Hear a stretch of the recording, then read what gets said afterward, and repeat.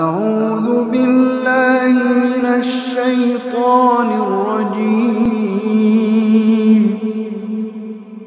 بسم الله الرحمن الرحيم.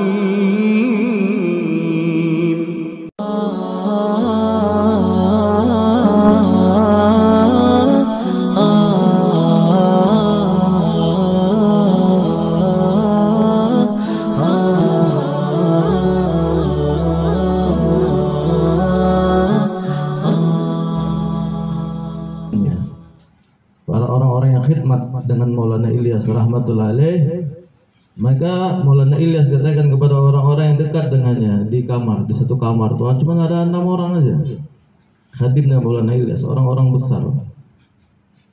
Maka ketika Maulana Ilyas bertanya, setelah aku wafat nanti, setelah aku meninggal dunia, siapa yang bakal mengambil usaha ini? Maka orang itu sepakat, kami wahai Maulana. Kami wahai Maulana. Ditanya lagi sama Maulana, kalau saya telah meninggal dunia, siapa yang bakal mengambil usaha ini? Kami wahai Maulana. Diulangi lagi sama Maulana. Kalau saya meninggal dunia, siapa yang mengambil usaha ini? Berdiri Maulana Yusuf, anaknya masih muda, umurnya masih berjalan 18 tahun. Kata Maulana Yusuf, saya wahai Maulana. Saya wahai Maulana. Kata Maulana, langsung dipeluk sama Maulana Ilyas. Ketika itu Maulana Ilyas telah buat pengorbanan yang begitu besar, tetapi yang memahami kerja ini hanya satu orang, yaitu Maulana Yusuf. Yang memahaminya satu orang, Maulana Yusuf. Gitu banyaknya orang yang mengambil kerja ini, yang paham cuma satu orang aja, Maulana Yusuf, anak kandungnya sendiri. Ketika itu Maulana Ilyas peluk anaknya, maka telah tertransfer kerisauan Maulana Ilyas, zahir maupun batin, ke anaknya. Besoknya Maulana Yusuf sudah jadi orang yang mengambil alih kerja yang mulia ini. Karena apa? Karena kerja ini kerja saya, bukan kerja kita. Ini kerja saya. Ini bukan kerja kita, ini kerja saya. Kalau orang lain itu kalau dia datang dalam kerja ini, dia bantu kerja saya. Kalau orang bantu kita dalam kerja ini, kita harus ucapkan dia jazakallah khair, terima kasih banyak, bukan ditarget, bukan dipentungin. Bismillahirrahmanirrahim. Wa nusalli wa nusallim ala rasulihil karim. Amma ba'd. سبحانك لا علم لنا إلا ما علمتنا إنك أنت العليم الحكيم وسبحان لا فهم لنا إلا ما فهمتنا إنك أنت الجواد الكريم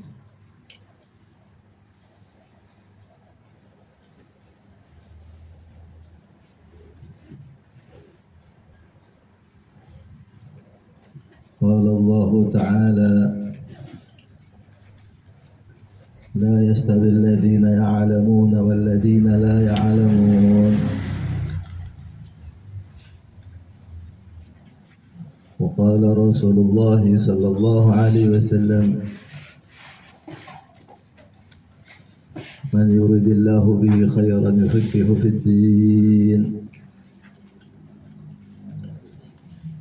أو كما قال رسول الله صلى الله عليه وآله وسلم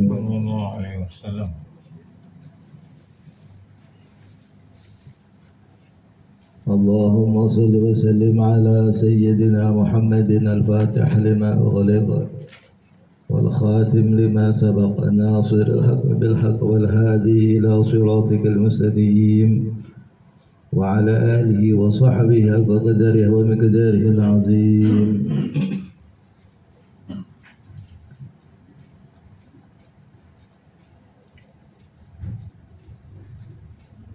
اللهم ارزقنا فهم النبيين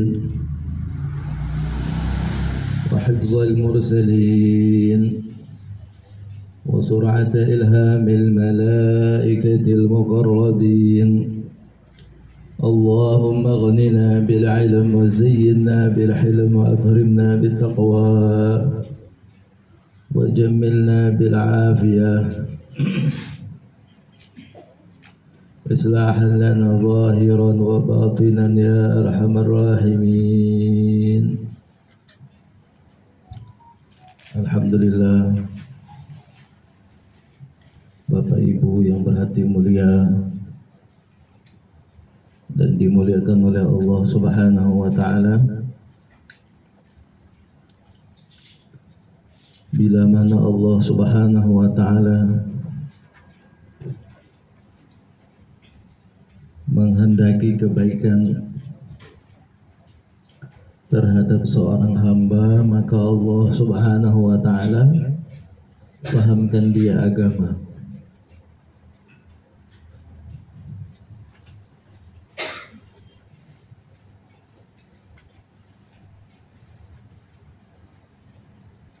Bukan Allah berikan kepadanya perkara yang lain, karena perkara yang lain selain perkara agama adalah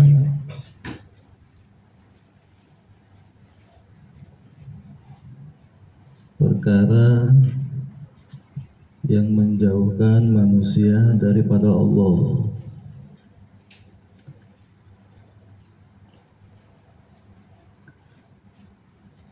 Maka Allah Subhanahu wa Ta'ala firmankan kepada kita, fa'aqim wajhaka lid-din hanifa, maka tegak teguhkanlah wajahmu,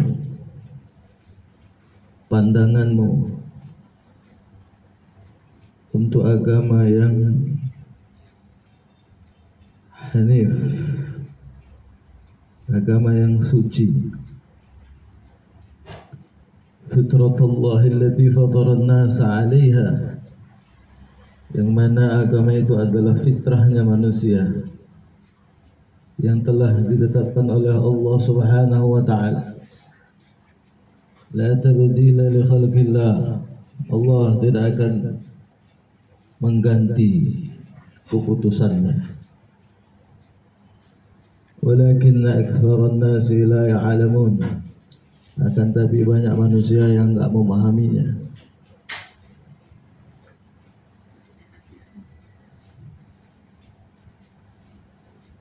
Allah Subhanahu wa Ta'ala berfirman, la yastawil ladzina ya'lamuna wal ladzina la ya'lamun, tidak sama orang yang mengetahui sama orang yang tidak mengetahui.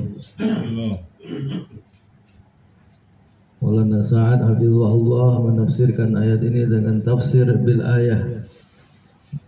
Tafsir ayah bil ayah, kama la yastawi ashabun nari wa ashabul jannah, sebagaimana enggak sama penduduk surga dengan penduduk neraka.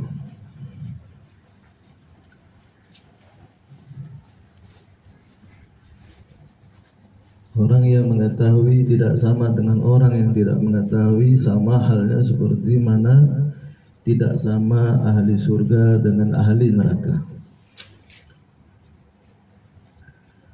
Maka Bapak Ibu yang berhati mulia dan dimuliakan oleh Allah Subhanahu wa Ta'ala, dalam kesempatan yang berharga ini Allah Subhanahu wa Ta'ala sedang mengalihkan pandangannya kepada kita semua.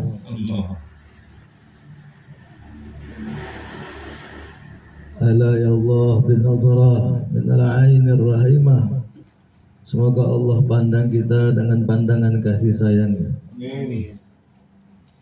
sehingga Allah mengobati penyakit yang masih banyak, baik zahir maupun batin, mengganti dengan hidayahnya, mengganti dengan kasih sayangnya, mengganti dengan ampunannya. Amin ya Allah, amin ya rabbal alamin. Bapak Ibu yang berhati mulia dan dimuliakan oleh Allah Subhanahu wa Ta'ala,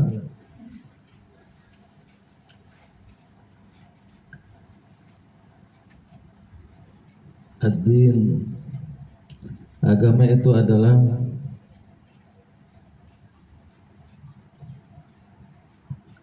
al-iman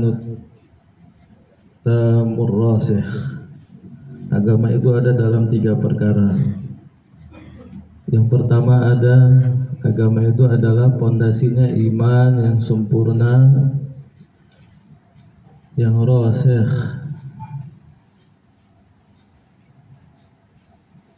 yang merasuk sampai ke sel-sel terkecil dalam hati kita.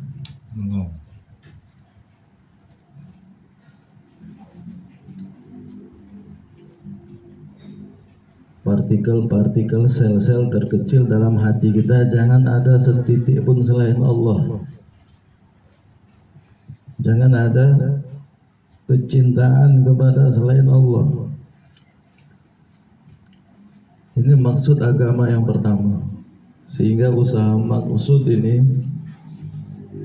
atas ini Allah Subhanahu wa taala utus kekasih-kekasihnya untuk memahamkan hati kita bahwasanya tiada yang hak disembah selain Allah.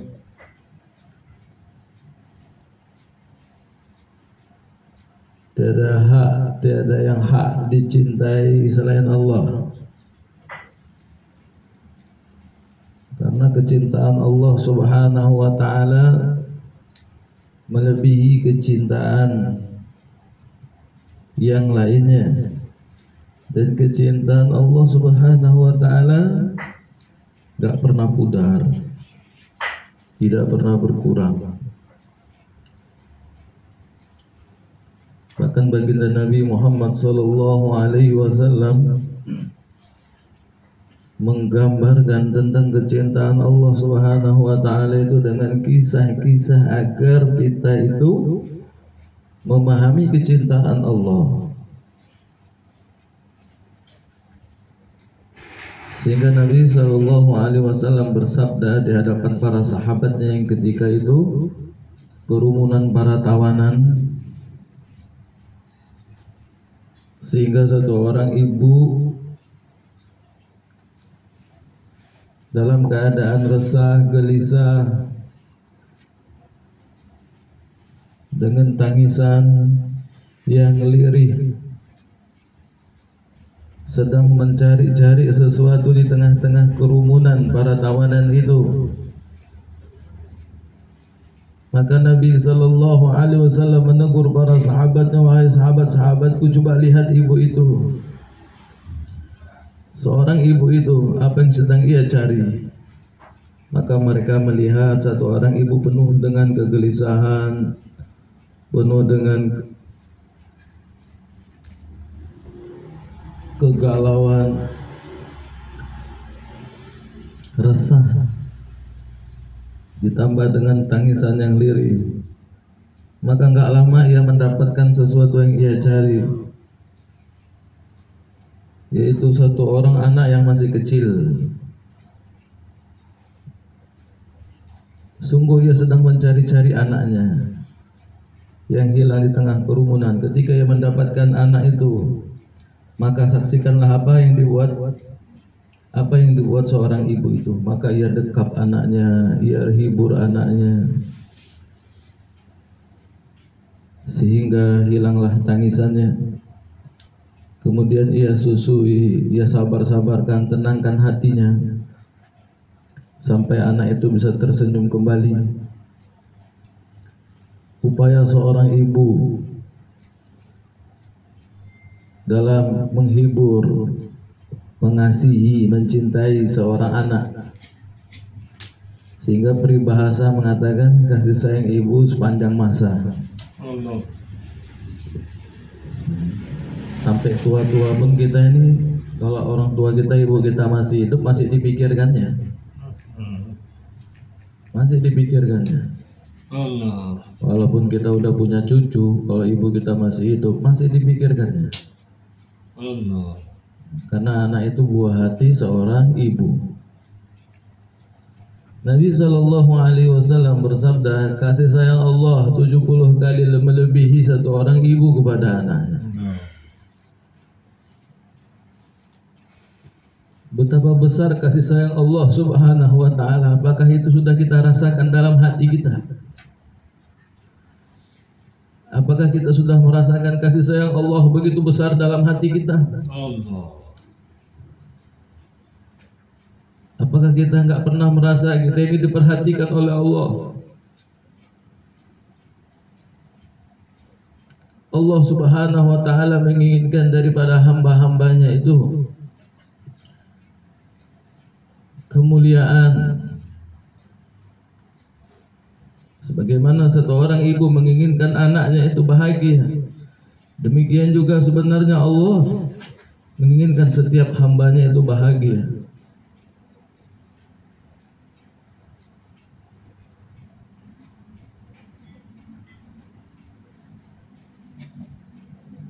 Demikianlah perasaan yang harus ada dalam diri kita, dalam hati kita.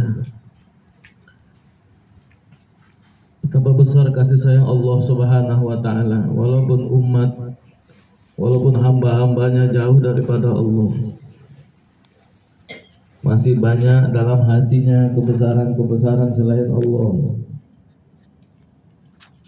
Masih ditunggu oleh Allah Subhanahu wa ta'ala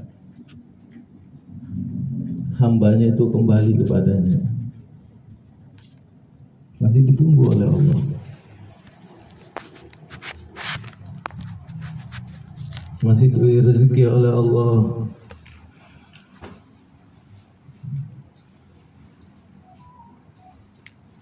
Demikianlah harusnya kita mengenal kasih sayang Allah Subhanahu wa ta'ala. Inilah bukti iman. Sehingga bila mana kita ingin mencintai, maka mencintai karena Allah. Agar apa? Agar kita tidak mengkhianati kasih sayang Allah Subhanahu wa ta'ala yang kekal. Allah itu maha hebat. Allah itu maha kuat. Allah itu maha perkasa.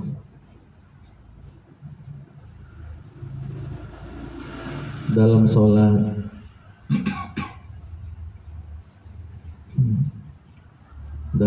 kita menyebut nama Allah, Bismillahirrahmanirrahim, dengan nama Allah yang maha pengasih lagi maha penyayang.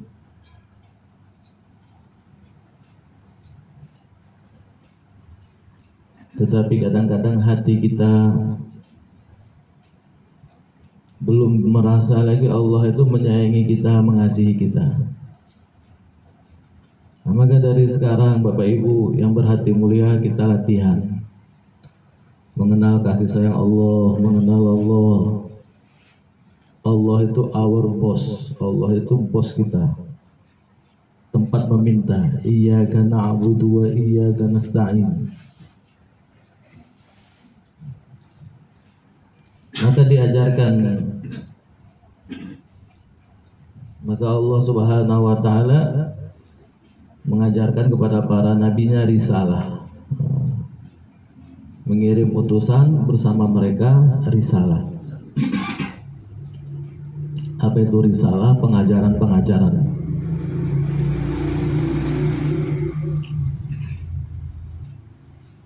Kata Imam Al-Ghazali rahmatullah alaih, Samratul ilm hiyal hidayah. Buahnya ilmu itulah hidayah.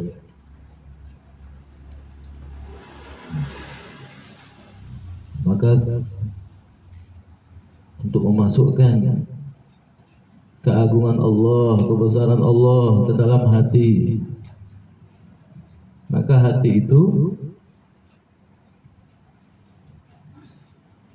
harus menerima bimbingan berupa risalah yang dibawa oleh para nabi.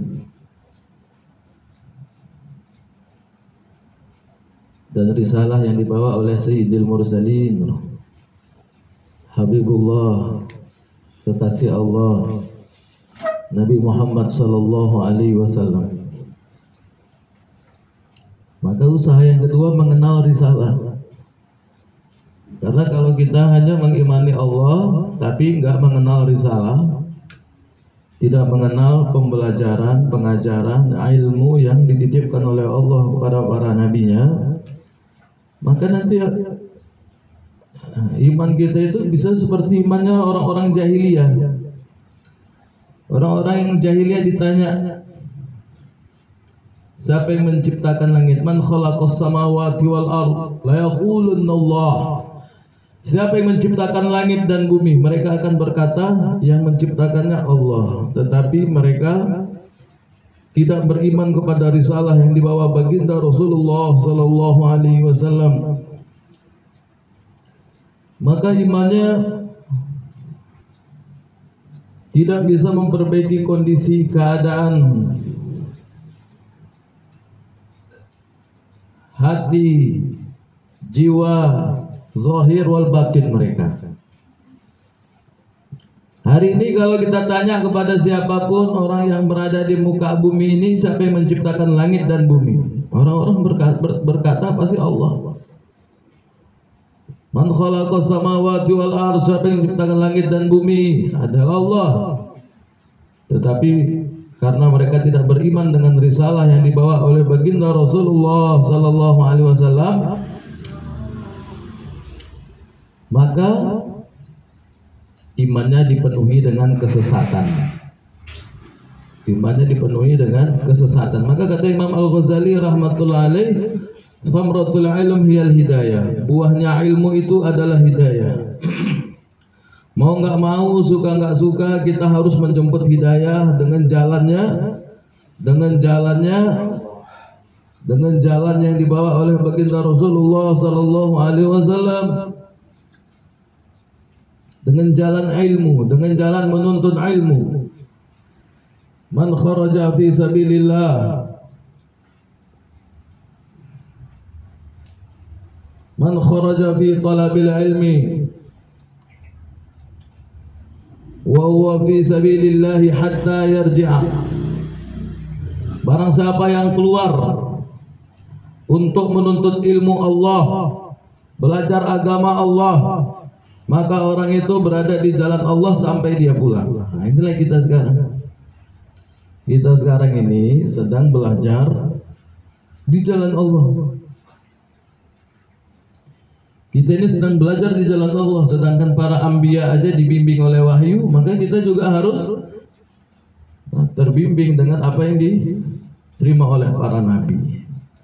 Sekarang ini para nabi nggak ada lagi, maka kita ambil daripada warisan Rasulullah sallallahu alaihi wasallam ini, daripada pewarisnya. Wa may yu'azzim sya'airallah fa innaha min taqwal qulub. Orang yang mengambil warisan Rasulullah sallallahu alaihi wasallam, mengagungkan syiar-syiar Allah Subhanahu wa taala, fa innaha min taqwal qulub. Sesungguhnya orang itu adalah takwa hatinya. Orang yang takwa hatinya adalah orang yang mengagungkan syiar-syiar Allah. Apa itu syiar-syiar Allah? Para ahli mufassirin mengatakan al-ilmu wa ahluhu. Syiar Allah itu adalah ilmu dan ahlinya, yaitu para ulama. Para ulama mengambil warisan ilmu dengan para alim ulama, maka gak bakal jadi ulama, gak bakal paham agama kalau kita membenci ulama. Gak bakal paham agama, gak bakal masuk nilai-nilai takwa ke dalam hati kalau kita ini membenci para ulama. Maka kita ini belajar menanamkan al-ilmul kamilul wasi'. Yang kedua, belajar menanamkan, menghidupkan majlis-majlis ilmu, risalah. Mencintai ilmu dan ahlinya. Ini jalannya. Karena kita nggak tahu, Bapak Ibu sekalian, nggak tahu kita mengenal Allah itu kayak mana. Ada orang hanya menyebut-nyebut nama Allah ini, tidak mengenal sunnah kekasihnya sallallahu alaihi wasallam. Yang diwariskan Rasulullah adalah ilmu. La warithu dinaran wala dirhaman. Aku tidak mewarisi kepada kalian dinar dan dirham, walakinna urathal ilm. Akan tetapi aku mewariskan ilmu. Nah, maka ilmu ini kita pelajari, ya kan? buat tertibnya. Alhamdulillah alim ulama kita mengajarkan kita tertib dalam menuntut ilmu. Tertib ta'lim itu pagi ya kan, jam 10 sampai jam 12, ada yang jam 9 sampai jam 11, macam-macam. Nah ini tertib untuk mendapatkan nilai-nilai agama. Dan tergantung niat kita. Niat kita belajar ilmu itu untuk apa? Untuk mendapatkan sifat-sifat yang dikehendaki oleh Allah Subhanahu wa taala, yaitu sifat tawadu, khauf, roja, sifat takut, sifat harap, ya, tidak berbuat kecuali dengan ketentuan-ketentuan yang telah digariskan oleh Allah dan Rasulnya. Ada tertibul amal, ada tertib amal, yang mana semua amal itu berdasarkan ilmu, berlandaskan ilmu, tidak berbuat kecuali di dalamnya ada dasar ilmunya. Orang yang berbuat sesuatu yang di dalamnya ada dasar ilmunya, maka dia akan memperoleh nilai-nilai ketakwaan. Dia akan terbimbing, dia akan ikut sabilal huda, ikut petunjuk, jalan-jalan petunjuk. Orang yang mengabaikan ilmu dan tidak peduli dengan ahlinya, maka dia akan terjauh, imannya tidak akan terbimbing.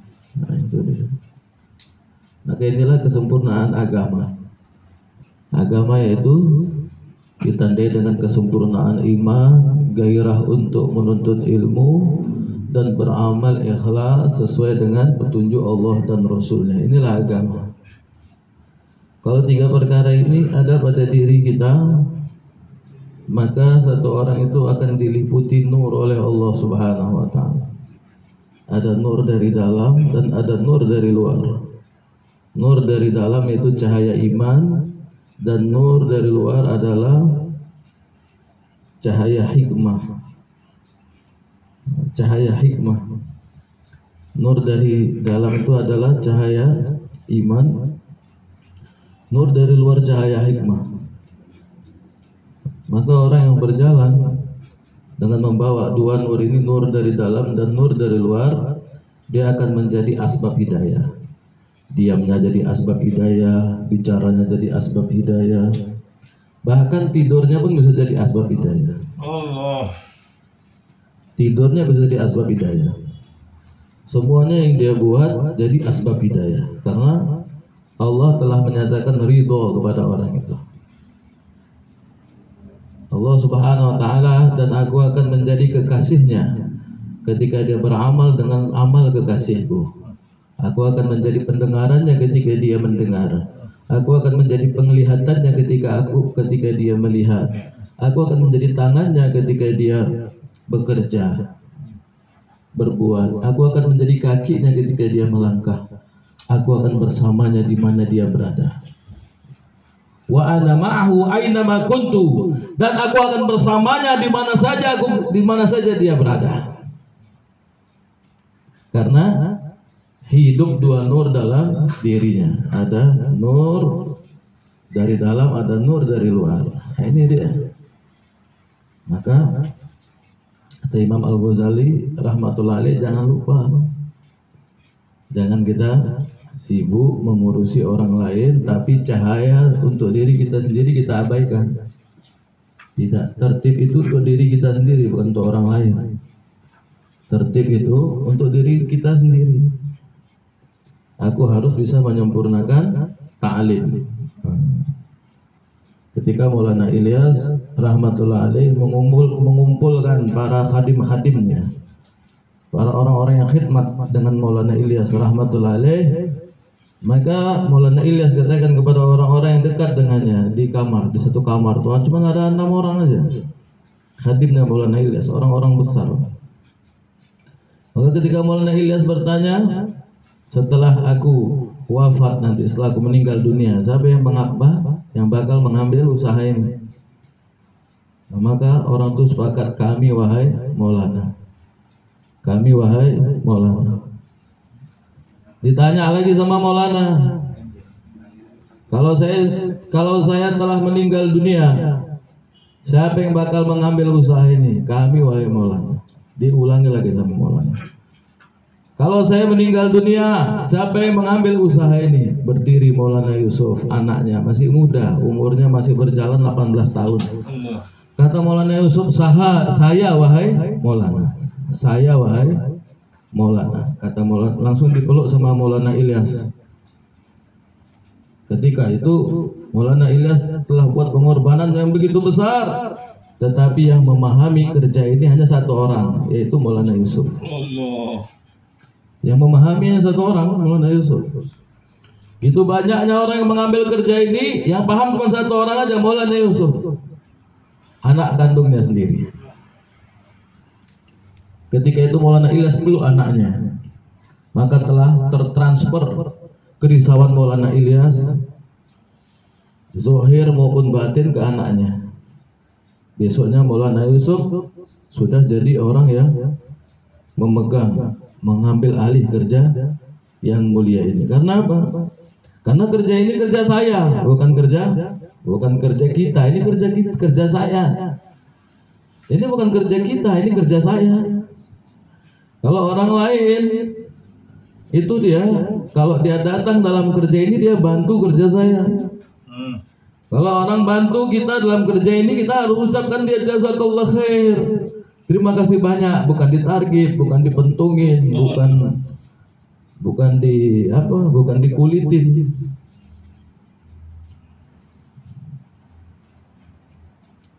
Karena ini kerja saya. Kalau orang ada ya bantu, nah berarti dia bantu kerja saya. Nah, kalau kerja ini dipahami sedemikian rupa, maka kita akan berbuat segala sesuatu dalam agama ini, objeknya diri kita sendiri. Objeknya itu adalah diri kita sendiri, bukan orang lain. Maka ketika kita duduk taklim, maka katakan kepada diri saya harus sempurnakan amal taklim dengan adab dan tertib yang diarahkan oleh ulama. Kalau ada orang lain nggak tertib, maka kita usahakan kita tertib. Saya bilang, kok tidur semua ini yang taklim ini, yang bayar ini kok tidur semua? Oh, karena yang lain tidur, karena amirnya tidur, karena ini tidur. Nah, kita beramal untuk orang lain. Kalau kita beramal untuk orang lain, kecewa kita.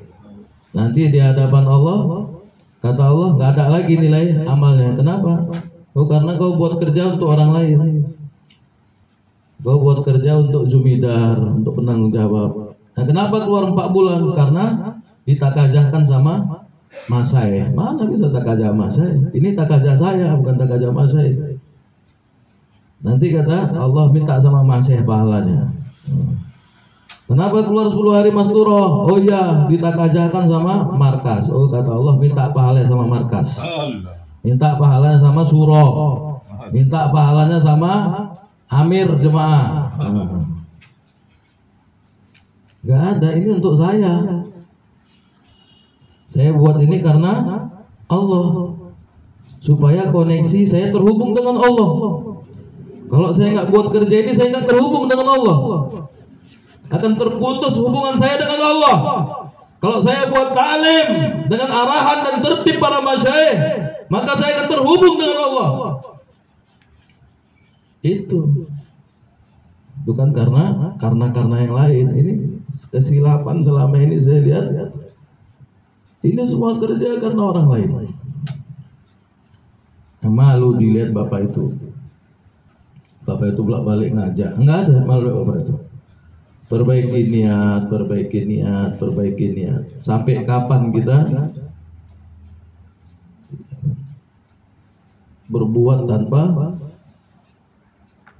berbuat sesuatu itu tidak karena Allah? Sampai kapan? Atau menjadikan niat-niat sampingan. Oh, memang karena Allah, tapi karena enggak ada tapi. Kalau karena Allah, ya karena Allah.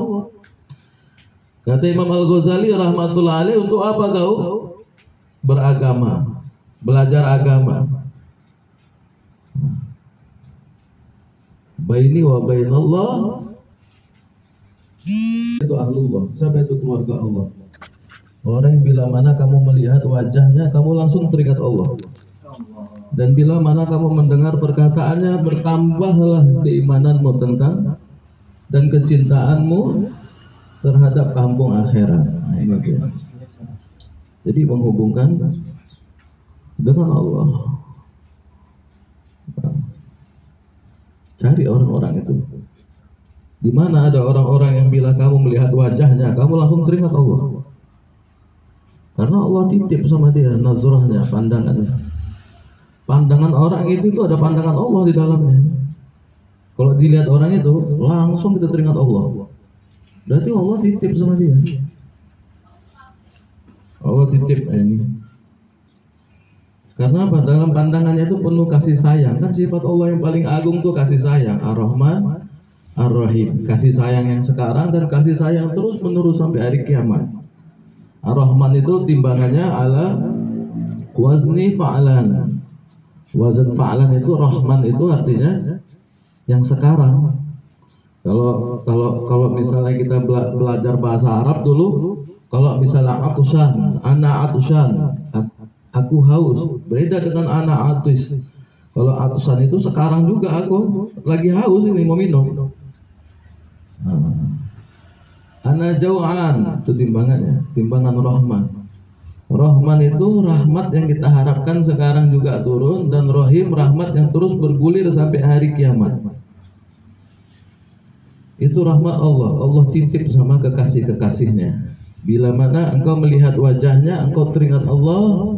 Dan bila mana engkau mendengar nasihat-nasihatnya, bertambahlah kecintaanmu kepada Allah dan kampung akhirat. Nah, maka kalau ada orang-orang kayak gitu, itu diizinkan oleh Allah Subhanahu wa taala kita mengambil wasilah melalui orang itu, wasilah. Jadi wasilah.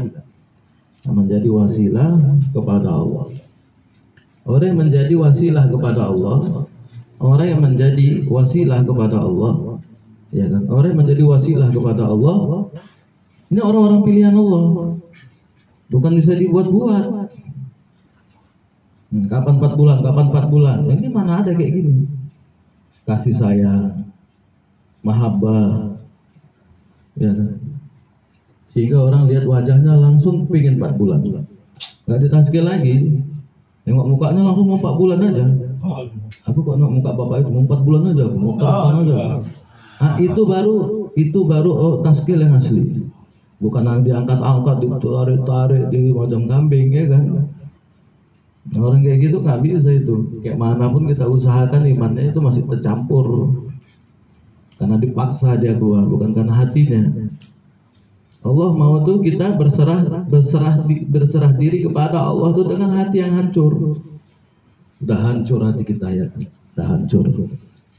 Allah ma'a munkasirah qalbu. Allah bersama orang yang hatinya hancur. Allah.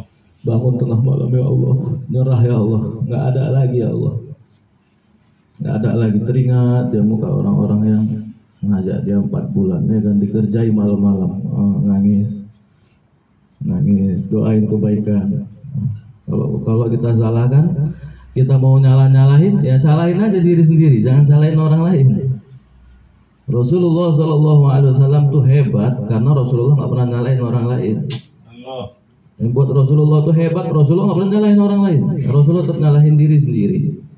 Di Taif waktu Rasulullah dakwah sudah dilemparin dari orang yang paling kecil sampai orang yang paling besar, dari rakyat jelata sampai orang yang paling tinggi pangkatnya, semua orang ngelemparin Rasulullah. Nggak ada orang Taif itu di tangannya nggak ada batu, semuanya pakai batu. Semuanya melemparin Rasulullah sampai jasad Rasulullah berlumuran darah. Terus apa kata Rasulullah? Allahumma inni ashku bathi wa huzni ilaih. Ya Allah, aku mengadukan segala kelemahanku dan kekuranganku. Du'fa quwwati, lemahnya aku dalam mengajak mereka ya Allah. Yang dia salahkan dirinya sendiri, bukan orang lain. Bukan orang Taif. Yang disalahkan Rasulullah dirinya sendiri, bukan orang lain. Wahai Allah, wahai Allah, kelemahanku wahai Allah. Allahumma inni ashku du'fa quwwati wa huzni ya Allah. Aku mengadukan kelemahanku dan lemahnya usahaku, dan aku ini memang orang lemah. Aku ini gak berdaya mengajak mereka, wahai Allah. Ampunkan mereka ya Allah. Allahumma ighfir li ahli Taif li'annahum la ya'lamun, karena mereka enggak mengetahui ya. Ini karena kelemahanku. Ini yang bikin Rasulullah hebat. Yang bikin Rasulullah hebat itu dia tetap menyalahkan dirinya, bukan menyalahkan orang lain. Ini yang bikin Rasulullah hebat. Tetap di doanya umatnya, Allahumma ighfir li ummati, ya Allah ampunkan umatku. Sampai nanti di mahsyar Rasulullah rela duduk di mimbar yang berada di sebelah kirinya ars Allah. Nabi Ibrahim alaihissalam di sebelah kanan ars Allah, Nabi Muhammad sallallahu alaihi wasallam di sebelah kirinya ars Allah. Maka ditanya oleh para sahabat, engkau kan kekasih Allah, tidak diciptakan langit dan bumi, surga neraka, semuanya tidak diciptakan Allah kecuali karena diciptakan engkau wahai Rasulullah. Kenapa pula engkau di sebelah kirinya ars Allah? Iya, karena aku mau melihat siapa umatku yang berjalan ke neraka. Aku akan memohonkan syafaatku kepada Allah. Karena orang-orang yang akan melintas di sebelah kiri untuk masuk ke dalam neraka, maka Rasulullah memohon kepada Allah supaya mimbarnya diletak di sebelah kiri ars Allah, agar jangan ada umat yang masuk ke dalam neraka. Demikian kasih sayang Rasulullah sallallahu alaihi wasallam kepada umat ini. Maka jangan kita sakiti lagi hati Rasulullah, jangan kita menyakiti hati umatnya. Kita cukup berkasih sayang, kita cukup mendoakan kebaikan, jangan mendoakan keburukan untuk orang lain. Jangan pernah hasad dengki iri dengan orang Islam yang lain. Semua itu saudara kita, semua itu umat kekasihnya sallallahu alaihi wasallam. Jangan kita merasa sok hebat malah menyalahkan orang lain. Kalau kita mau salahkan diri kita sendiri. Wahai Allah, lemahnya dakwahku, lemahnya usahaku, sehingga orang lain nggak dapat hidayah ya Allah. Ya Allah, kasih hidayah diriku ya Allah. Berilah hidayah diriku ya Allah. Ini karena kelemahanku, karena jauhnya aku daripada hidayah. Inilah kerja Nabi yang asli.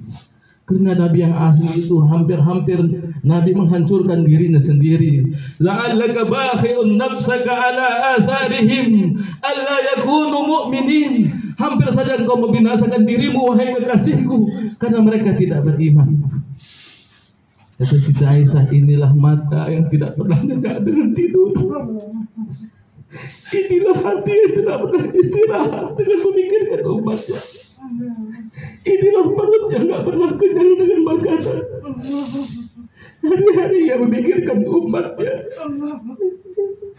Ya Allah, ya Rasulullah, jadikanlah pengorbanan kami yang sedikit ini ya Allah menyenangkan hati Rasulullah sallallahu, menghibur hati Rasulullah sallallahu, menambah mahabbah kami kepada umatnya. Jangan kau tanamkan kebencian kami, kebencian dalam hati kami kepada umat itu ya Allah.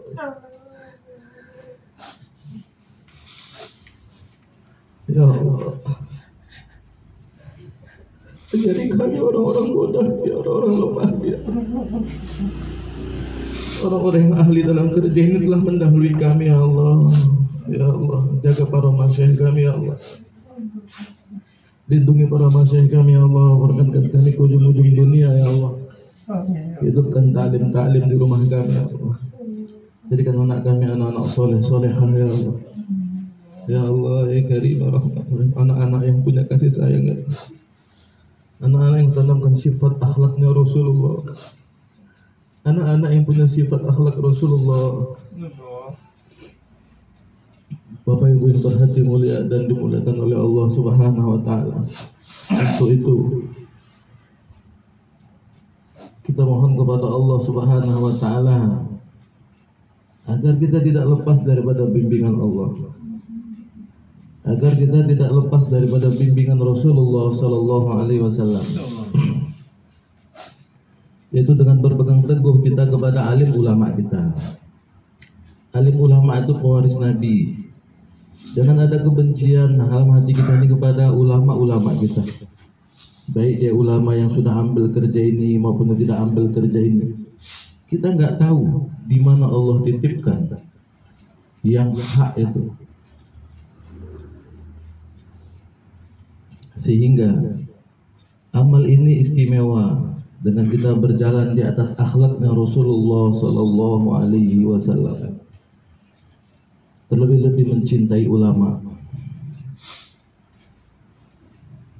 Ziarah kita ke pondok-pondok pesantren. Kita untuk didik satu orang anak aja berat kita, Bapak Ibu sekalian. Nah, mereka telah didik kadang ribuan anak di pesantren. Allah. Kita satu orang anak aja ngajarin Al-Fatihah aja berat di rumah. Pernahkah kita mengajarkan anak kita Al-Fatihah sampai dia pintar baca Al-Fatihah? Maka mereka itu orang-orang yang punya pondok-pondok pesantren itu orang hebat. Anak orang lain yang diajarkan dengan ikhlas. Lahir dari pondok-pondok pesantren itu ribuan regenerasi yang tahu baca Al-Quran, yang mengambil warisan Rasulullah Sallallahu Alaihi Wasallam. Walaupun mereka belum ambil kerja yang mulia ini karena salahnya kita, karena kurangnya akhlak kita memuliakan mereka para alim ulama yang ada di sekitar kita. Kalau mereka ambil kerja yang mulia ini, pastilah kerja ini telah terangkat dan menjadi kerja yang mudah. Karena sungguh mereka itulah ahli-ahli sebenarnya dalam usaha yang mulia ini. Maka tetap kita menghubungkan diri kita kepada alim ulama yang ada di lingkungan kita, di sekitar kita, memuliakan mereka sebagaimana Allah Rasulnya memuliakan mereka sebagai pewaris-pewaris para nabi. Mungkin ini saja nasihat dari saya. Mungkin masih banyak kekurangan sana sini menyakiti perasaan